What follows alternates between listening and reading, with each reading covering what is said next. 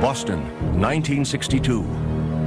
On the verge of an encounter with one of the most feared and elusive serial killers in American history, the Boston Strangler. People said that it was as if Jack the Ripper had come back from the dead to stalk Boston. Twilight, June 14th, victim number 1. The body of 55-year-old Anna Slessers was found with a sash tied around her neck. The knot so tight that blood was dripping from her ear. Her attacker sexually assaulted her with an unknown object, then left her half naked, sprawled on the kitchen floor. 2 weeks later, victim number 2. 68-year-old Nina Nichols was found dead in her apartment. 2 nylon stockings wound around her neck, blood dripping from both ears. She had been sexually violated with a bottle. The next week, victim number 3 was found in Lynn, just north of Boston. Helen Blake, who was 65, was lying on her bed wearing nothing but a pajama top stained with blood. 2 stockings and a bra were wrapped tightly around her neck, fashioned into a bow. She, too, had been sexually assaulted. Police suspected they had a single culprit on their hands. The similarities seemed to add up to the grisly signature of a deranged killer. Then, like clockwork, victim number 4 was found 3 weeks later back in Boston. This time, the killer posed the naked body of 75-year-old Ida Erga, with her legs spread wide, straddling 2 chairs, exposed to whoever opened the apartment door. Once again, the cause of death was strangulation. The Boston Strangler had now pulled off more than a string of murders. He had paralyzed a city with fear. News reports said a madman was on the loose. Within 24 hours of the last murder, another elderly woman's body was found with her head submerged in a tub of water. Victim number 5. 67-year-old Jane Sullivan had 2 stockings twisted around her neck. Then there was an eerie reprieve. For the next 3 months, there were no more stranglings until December 5th, 1962. Victim number 6. Sophie Clark was found gagged and strangled in her apartment near Boston University. Her roommate discovered the body. She just didn't move, and I was really panicked and shocked, and I called out her name, and I said, "Oh, God." And I just stood there for about a second. I thought, well, what was I going to tell her mother?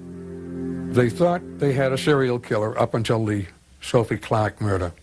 At that point, they had to stop and think whether it could be the same individual, because certain things were different. All of the other victims were older and white. Sophie was young, and she was black. At this point, sheer panic enveloped Boston. No woman was safe. Old, young, black, white, anyone could be a target. Boston's Phantom Strangler was grabbing headlines fast. Newspapers churned out fear with each edition, and people looked for any way to protect themselves. Every morning, the pound would be empty because the dogs would have been seized by citizens. There has been a tremendous demand for animals of all sizes, both large and small, since the strangulations began. There was a run on locks. After each one of these stranglings, we get quite a spurt for all types of locks, mainly these chain locks. Avon salesmen and Fuller brushmen were brusquely driven away.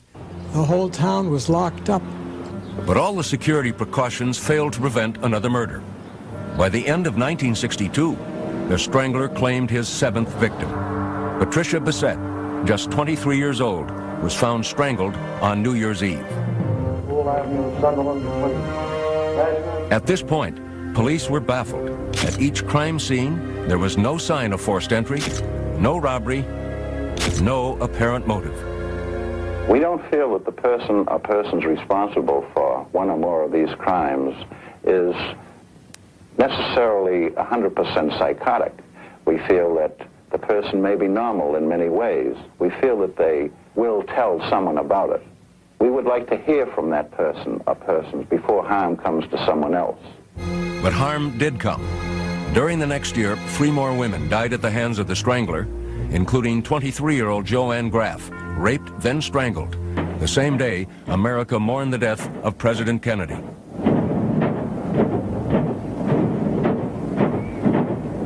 But the most vicious crime of all was yet to come. Victim number 11, Mary Sullivan, just shy of her 20th birthday, was found in her Boston apartment on January 4th, 1964. The killer had strangled her and shoved a broom handle inside her. Propped against her foot was a greeting card proclaiming Happy New Year. Then, just as mysteriously as they started, the murder stopped. The police had exhausted every lead, but had no concrete evidence. So, the state of Massachusetts created the Strangler Bureau, a multi-agency task force with one goal in mind: find the Strangler. This office is concerned. The Attorney General, Edward Brooke, was under a lot of pressure to step in and correlate the various investigations in Greater Boston. As far as I'm concerned, it was one of the most extensive searches and investigations that we ever had. Since June 1962, we've interrogated or interviewed over 5,000 people. We've screened over 2,500 sex offenders who have been released from mental hospitals and jails and institutions. But the cops had little to go on. We had well over 1,000 leads in our files, but no one suspect would apply to all of the stranglers we were looking at. The police never did find the Boston Strangler. Instead, the Strangler found the police. Almost a year after the last killing, a man stepped forward and claimed that he was the one. He was the Boston Strangler. His name? Albert Henry Desalvo. It was March 1965 when America could finally put a face to the monster known as the Boston Strangler. A 33-year-old construction worker named Albert Desalvo had confessed to the 18-month killing spree. At the time, he was awaiting trial for a series of rapes. Boston police believed Albert was their man. His confessions included remarkably accurate details, especially when it came to the last victim, Mary Sullivan. I left her on the side of the bed with her head hanging down, her bust was exposed, and was she lying flat on her back, or was she? No, she was sitting up. I spent time in all the Boston cases and most of the outside cases, and his description is better than what I could give at that time. Police and reporters began unraveling the troubled life of Albert Desalvo. It had begun during the Great Depression in Chelsea, the poorest town in all of Massachusetts. Albert Desalvo was born in Chelsea in September of 1931. He was the third of 6 children of Charlotte and Frank Desalvo. His childhood was miserable.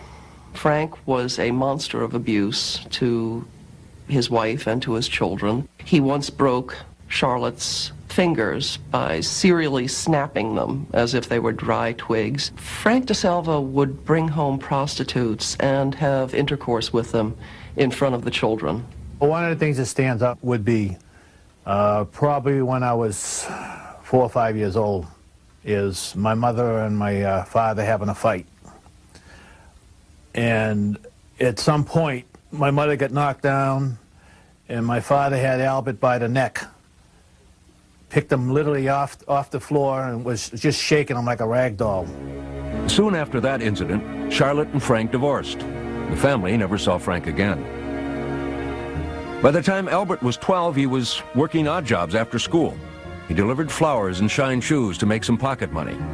Most of all, he tried to make life easier on his sisters and brothers. If we were sitting there, he'd say, "You want a Coke?" And then he'd know, looking at me, he'd know right away, a Coke isn't enough. You want a sandwich, a hot dog, you want a cake?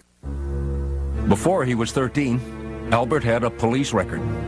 Albert had his first brush with the law in 1943.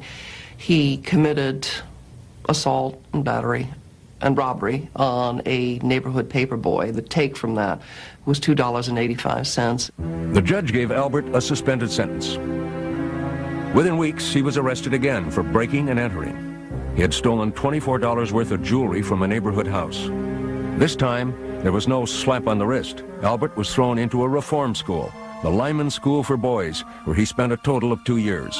It was a harsh and forbidding world, but even after he was let out, Albert's home environment wasn't much saner than reform school had been. Just as in his early childhood, 14-year-old Albert was graphically exposed to sexual promiscuity. This time it was his neighbors in the apartment building on Chelsea's Lower East Side. Albert also complained. He says they had a couch on the roof, and the people living in this building would have girls there. And I'd come up and they'd say, "Here's a quarter, beat it." And he says, sex all the time, happening all the time. The otherwise meek and impressionable teenager was beginning to show a sadistic side as well. Albert himself would put dogs and cats in orange crates and let them scratch each other to death. But Albert did not show any violence to those closest to him. We had a little spat because I wanted to go with him somewhere, and he kept, denying me from going, and finally I grabbed him by the hair, and I wouldn't let go. I pulled out a piece of the scalp and all on it, and even at that point, he still, he just took it like a grain of salt. He was angry, but not enough to hit me or anything for it. Albert's home life was not improving. So, at the age of 17, with only a junior high school diploma, Albert found a way out. He joined the Army. There, he developed a reputation for being obsessively neat. Albert completed his basic training at Fort Dix in New Jersey and was transferred to Germany in 1949. There, at a USO dance, he met a woman named Irmgard Beck. They fell in love. Albert was passionately in love with Irmgard. He adored her. He treated her as if she were a goddess. Albert and Irmgard were quickly married in the small town of Bad Kissingen, but the marriage ran into problems right away. Irmgard discovered that Albert had an abiding obsession with sex and an overpowering sex drive that he relieved by masturbating frequently. She was said to have claimed that he wanted to make love 5 or 6 times a day, which clearly she did not have the time for, nor the inclination. The only thing she ever said to me is that they did have sex, and then when she'd go to the bathroom, she'd find her dish towel or another towel with semen or something on it, and that upset her. Why, what's wrong with him that he should have sex with me and then have to go into the bathroom? He said, "I have a burning feeling in my abdomen, flashes of burning, and it means I have to have sexual release of some kind." In 1954, the young couple left Germany for America, where Albert's sexual problems soon caught up with him. When Albert returned to the United States, to New Jersey, he had brushes with the law. The most serious one was an arrest in Mount Holly, New Jersey in January of 1955 for carnal abuse of a child. The charges were dropped when the girl's mother decided the court proceedings would be too traumatic for the child. Albert decided it was a good time to leave town. In 1956, Albert, Irmgard, and their new baby daughter packed up and left New Jersey and the Army altogether. Their destination, Boston. Within years, Albert would begin his downward spiral into a psychotic world of sexual deviation and violence. At the age of 25, Albert Desalvo was fighting an internal battle against his own monstrous sexual cravings, and he was losing. But he still strained to live the normal working-class life in Boston with his wife Irmgard and their baby girl. He was very firm about the fact that he was a devoted husband and father. He never went out with the guys for a beer after work. He came straight home. He gave his entire pay packet to Irmgard. He was never one for a night out on the town. Albert grabbed whatever job he could find, in a shoe factory, then in a shipyard, and finally as a construction worker. By 1960, Albert and Irmgard had their second child, a son. But Albert was restless. He wanted to be something in life and just didn't have the background, training, education, experience, or the wherewithal to become anyone except a loudmouth, self-centered, egotistical braggart. And a sexual predator. Albert had begun to prowl the streets of Cambridge searching for his prey. He invented a routine to con gullible young women, relying heavily on his ability to charm. A man claiming to be a representative of a black and white modeling agency, he called himself Johnson, was appearing at the doors of various young women and saying, "You're lovely, you should be a model, may I take your measurements?" That man was Albert Desalvo. He would then say that he was empowered to take their measurements to see if they would fit the photographer's needs, and that he was allowed to give $10 for just their measurements, or $15 in bra and pants, or $25 in the nude. A surprising number of women went along with Albert's scheme. It was not uncommon for Albert to then talk his way into bed with the most trusting of his prey. But some of the women complained to the police. The cops started keeping a watch out for the con artist they called the Measuring Man. Meanwhile, Albert was branching out. He was fast becoming an expert at breaking and entering. And luck was on his side. Although he was arrested and charged with burglary several times, he always received a suspended sentence and walked out of court. Until March 17th, 1961. That night, Albert was caught while burglarizing a house on Broadway in Cambridge.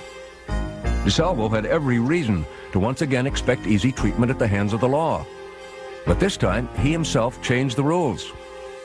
On the way back to the station house, Albert boasted to the police about his many sexual conquests, explaining in detail the unusual scheme he'd cooked up to con women as the Measuring Man. I gave a fast line. I said, well, if you give me a measurement now, I'll have them stripped right down naked. And I told, look, if you really want to make out, I said, I'll come down myself first thing this afternoon, and I'll take care of you. I'll make sure that you get first prize. The police were delighted with Albert's unsolicited confession. They arrested him for the Measuring Man assaults, and they threw the book at him, charging him with breaking and entering, assault and battery, and lewdness. But the judge softened the blow. He dropped the charge of lewdness and allowed Desalvo to plead guilty only to the burglary and assault charges, an act of leniency that would have serious consequences later. To Albert, it didn't seem lenient at all. For the first time in his life, Albert had to go to prison, the Billerica House of Corrections.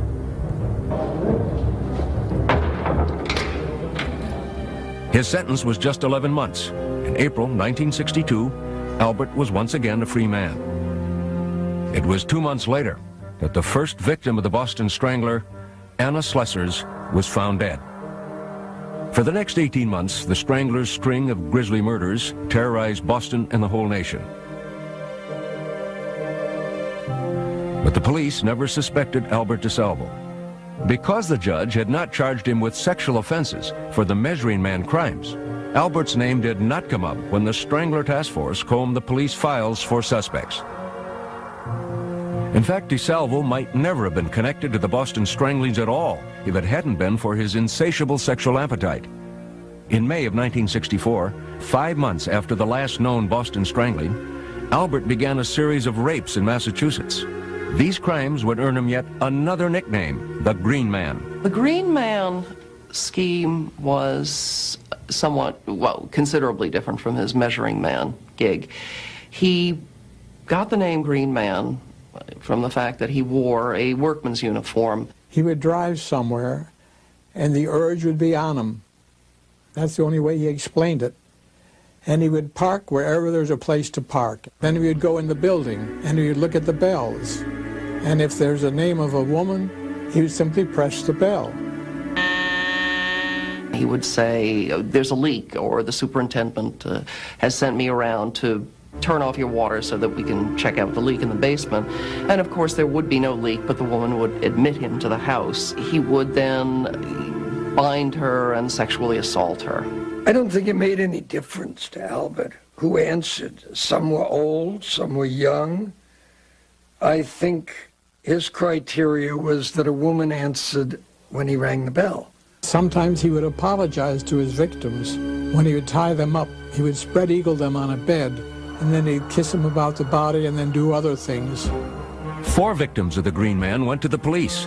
And even though Desalvo was not recorded as a sex offender, one cop with a good memory remembered that as the measuring man, Albert had been accused of sex crimes.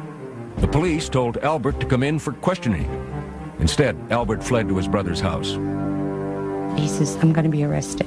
I says, well, what? What did you do? And he says, I've done some things. I says, what did you do? And he just started to cry. It was then that Albert made a startling confession to his sister-in-law about a break-in gone bad. He says, I did harm to somebody. I says, what are you talking about? He says, I'm responsible for the old woman dying. I said, what old woman? What are you talking about? He says, I broke in a house, he says, and I scared the woman. She died of a heart attack. The woman Albert was referring to was 85-year-old Mary Mullen. She had indeed been found dead of a heart attack in her home, but there had been no evidence of foul play, and Mullen's death was never considered a homicide. Now, Albert brought his brother Richard and Richard's family home with him. When they arrived at Albert's house, the police were already there waiting. Something's going down. I says, you know, how come everybody's all of a sudden look at your car? So he says, well, I think this is it. I think they're going to arrest me.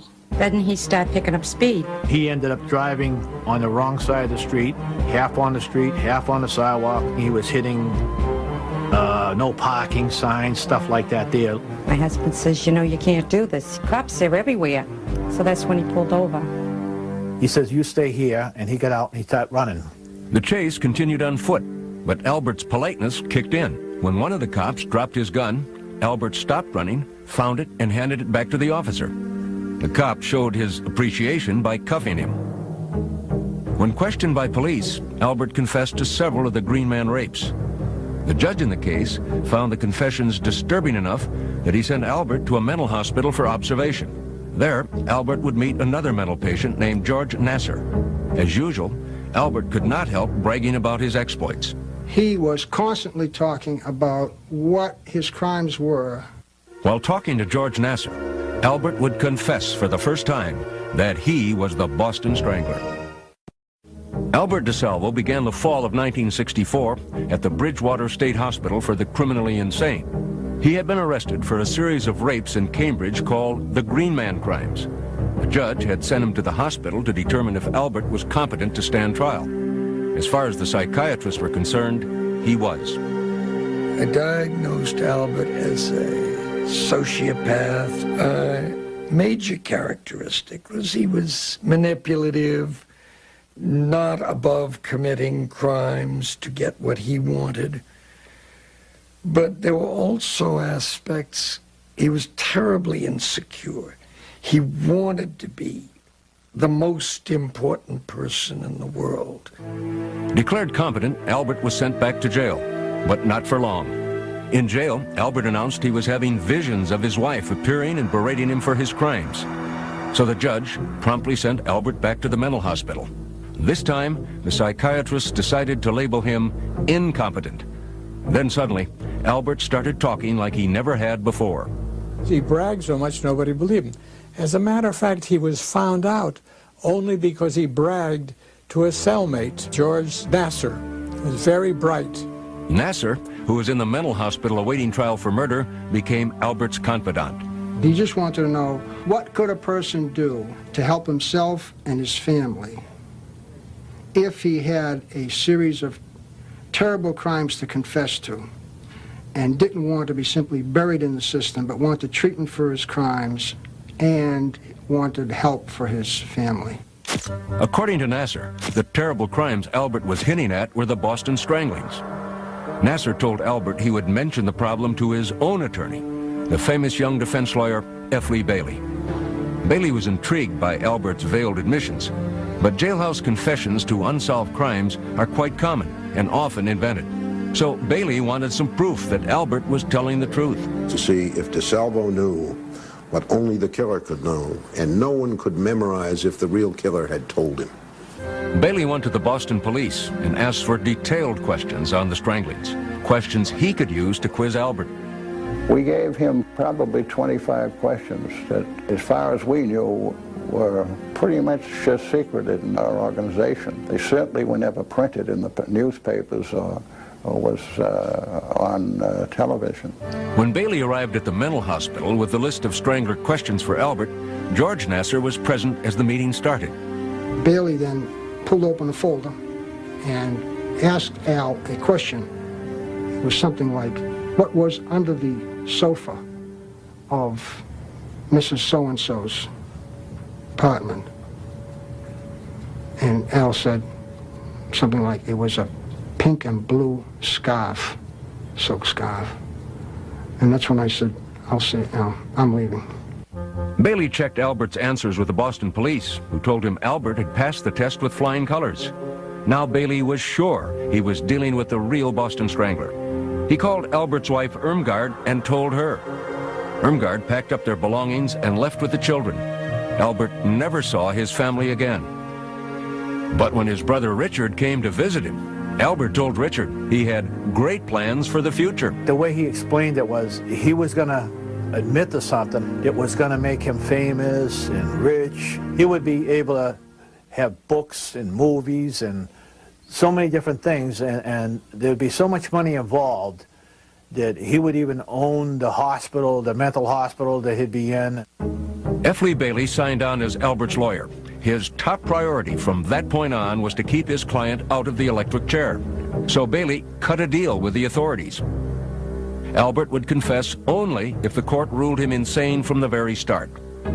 But word was getting around that someone was confessing to the Boston Stranglings. State Attorney General Edward Brooke decided to take control. I filed a petition in the Supreme Judicial Court asking for a restraining order against F. Lee Bailey. Brooke had the court appoint Albert a legal guardian. Bailey was allowed to stay on as Albert's attorney, and the state agreed that in exchange for the confessions, Albert's words could not be used against him. All his admissions were given under guardianship, therefore they were absolutely inadmissible in a criminal case without a waiver on his part. The police planned to corroborate the confessions with physical evidence and then prosecute Albert. The interrogation of Albert Desalvo was now ready to begin. Albert described the murder of Nina Nichols, victim number 2, as he pointed to a diagram of her apartment. I was right here. And you grabbed it. Grabbed it right here. Right, and fell back on the bed. When she fell back, right? Yes. I was in this position here. Right here. Like when my feet went right around her and crossed over this way here. Close around her waist? No, it wasn't her legs. Right. You really had a tender. I don't even like to talk about this. Then Albert claimed his sexual urges overwhelmed him. As soon as I saw the back of her head, right? Not her face. Didn't see nothing but the back of her head, right? Just everything built up inside me. Before you know it, I put my arm around her and that was it. To lure his youngest strangling victim, Mary Sullivan, Albert explained that he used his green man ploy. I told her I'd come up there to do some work in the apartment. And she said, well, I didn't know nothing about it. But anyhow, she invited me in. I went in with her, and that's where I put the knife to her and told her, don't scream. I won't hurt you. She was still alive when I had intercourse with her. She allowed me to do it to her. You understand me? After I had taken her clothes off, right? I said, now I'm going to tie you up. I'm going to leave. And I straddled her. So that her hands, I was sitting on them, really. Because she was really fighting viciously, trying to get up, for life. And I had got on top of her so that she could not be in any position to, reach up and scratch me.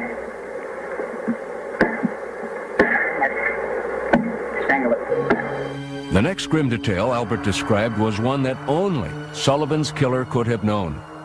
Something I did with her. What did you do with her? I know I left the broom inside her, but I didn't insert it to hurt her and penetrate her. You understand me? In all, Albert claimed he killed 13 women, 2 more than the police suspected. But after hours of talking with him, all the authorities had was talk. They couldn't link any physical evidence to Albert. That was not for lack of trying. There were no witnesses. Fingerprints from the scenes did not match Albert. Nothing connected him to the crimes except his word.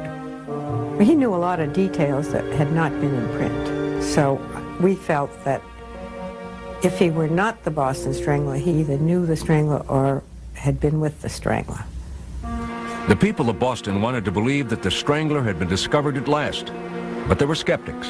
The Strangler story had been front-page news for nearly 2 solid years, Albert could surely have studied the crimes from the news coverage.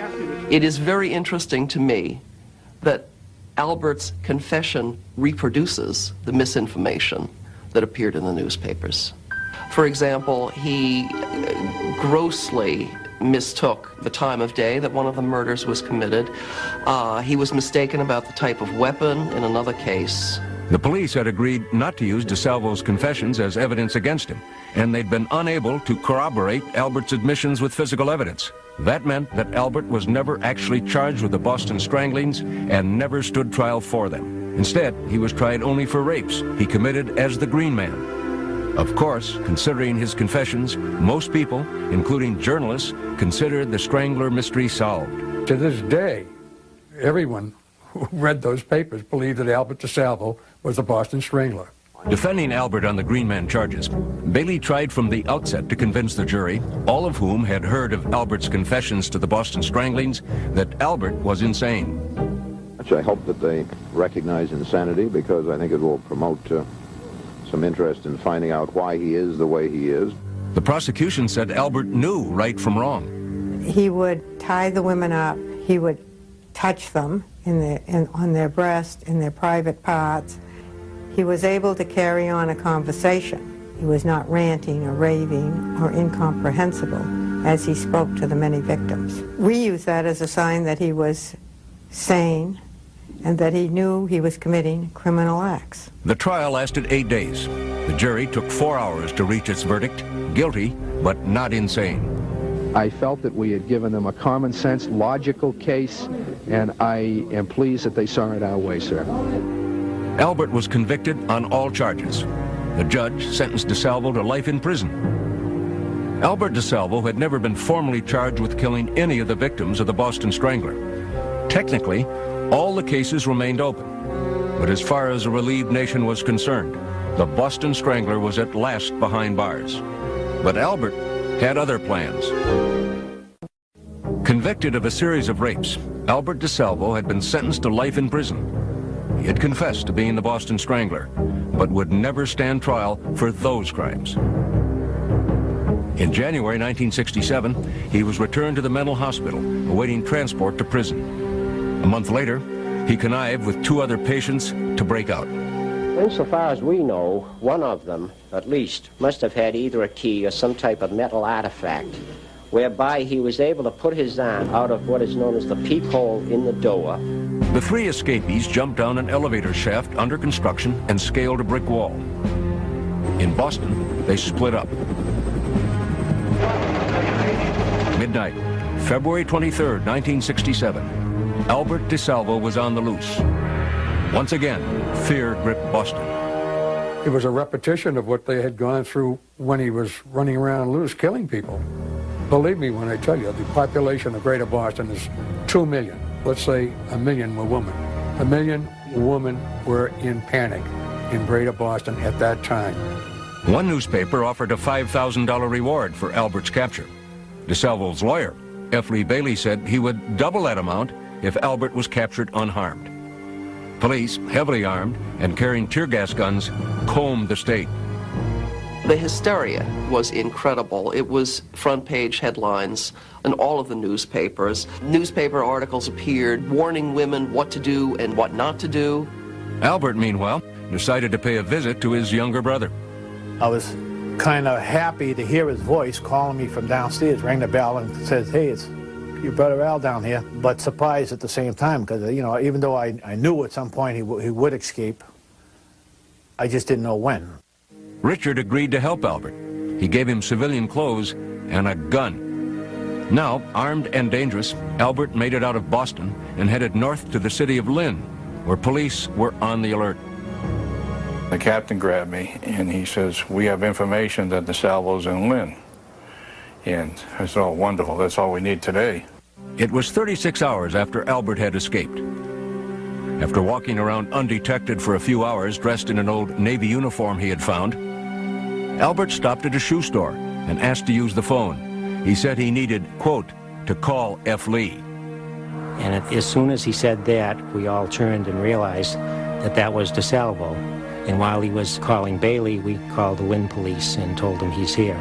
While we were waiting for the police, I don't know why, but I asked him, did you strangle all those 13 women? And he responded, I think I got the words exactly as he responded, I honestly don't know. I know I did some of them. Within minutes, the police converged on the shoe store. We dashed into Simon's. He was standing in the rear of the store. I recognized him from the picture, and I asked him his name. He said it was Desalvo, and I put the cuffs on him. Did he give you a hard time? No, he didn't. Did he say anything to you? He said he was Desalvo. As the different police agencies fought over the privilege of returning Albert to jail, Desalvo was paraded before the swarm of reporters. I would do no harm to nobody. My only purpose for leaving is Okay, let's go, Albert. Come on, Al, did you keep that promise? I did. I didn't bother nobody. After the fact, Albert Desalvo insisted that his escape was meant to protest his being sentenced to a prison instead of a mental institution. Albert has had a single-minded and often articulated desire ever since he got in the place, and he initially retained me for the purpose of getting him to an institution where there were doctors. It was that simple. After his capture, Albert was promptly shipped to the place he had tried desperately to avoid, Massachusetts' toughest penitentiary, Walpole. There, he was reunited with George Nasser, who was serving a life term for murder. The two hatched a deal they hoped would bring them money and fame. My agreement with Al was simply this. If you promise me that you will confess to the crimes, not lie, confess to the crimes that you say you committed, and you will follow through with the program of psychiatric treatment and of assisting your family and of publishing a book concerning your crimes and concerning your treatment, I'll help you. It's a contract. Nasser began helping Desalvo draft his book, and he rarely left Albert's side. Nasser was always there, and even though we asked him a couple of times, what does he have to be here? I mean, this is family, you know? He says, well, he's only going to advise. I says, he's sitting there doing nothing. Albert decided to cash in on his infamy with a sideline business. In the prison crafts room, he began assembling women's jewelry. His specialty was chokers. But Albert also had serious problems to face. He was a walking target for the other inmates. And they were all going to get him, you know. Could have been my sister, could have been my mother, could have been this. They all wanted to be heroes. I can get the Boston Strangler and I go up another couple of notches. They would affect the vengeance that the society felt was his due. They were saying, hey, you killed 13 women, some of whom were mothers, and you're going around bragging about it and finding that funny and talking about making chokers for women and laughing and giggling about this. It wasn't long before prison life took its toll on Albert. Within a few months, he looked as though he had aged years. He was worn out, absolutely worn out. He wasn't a guy to do time. 6 years later, on November 22nd, 1973, Albert was stabbed to death in prison. He was 42 years old. 12 hours before his murder, he had made a phone call to one of his old psychiatrists. He said that he wanted to meet with me to tell the real story of the Boston Strangler. We were going to meet him at 9 a.m. Monday morning. He was killed at 2 a.m. that morning. My belief was that he was going to say how he got into this here, that he wasn't the Boston Strangler, who put him up to it, and name names. That was one theory. There were others. Albert was selling speed in the prison, and he was selling it at less than the syndicate price, and he'd been warned, don't do that. And Albert didn't take orders from anybody, and this time they killed him. He was killed over 2 pounds of institution bacon. He was supposed to give a pound to someone else and didn't. The case of Albert Desalvo's murder remains open, and so do the Boston Stranglings. Despite widespread public certainty that Desalvo was the strangler, some of those familiar with the case have lingering questions. Everyone wanted the Boston Strangler off the street. And if someone wanted to confess to it at that time and could give any reasons why he was, I think we were willing to accept it. He wanted to be world-renowned. And of course, if you confess to the worst serial murder since Jack the Ripper, you're going to be famous, infamous. Another reason that he had was that someone convinced him that if he confessed to being the Boston Strangler, he could make it a lot of money. As far as the investigators are concerned, there is no mystery. Albert Desalvo was the Boston Strangler. I've been asked many, many times over the years if I really thought that Albert Desalvo was the Strangler. And I was positive 30 years ago, and I'm positive now. Albert Desalvo never published the book that he thought would make him a rich man. But shortly before his death, he did write a poem and gave it to his lawyer, Tom Troy. Here's a story, The Strangler, yet untold. The man who claims he strangled 13 women, young and old. He struck within the light of day, leaving not one clue astray. To reveal his secret will bring him fame, but burden his family with unwanted shame. Today he sits in a prison cell, deep inside, only a secret he can tell. People everywhere are still in doubt. Is the Strangler in prison or roaming about?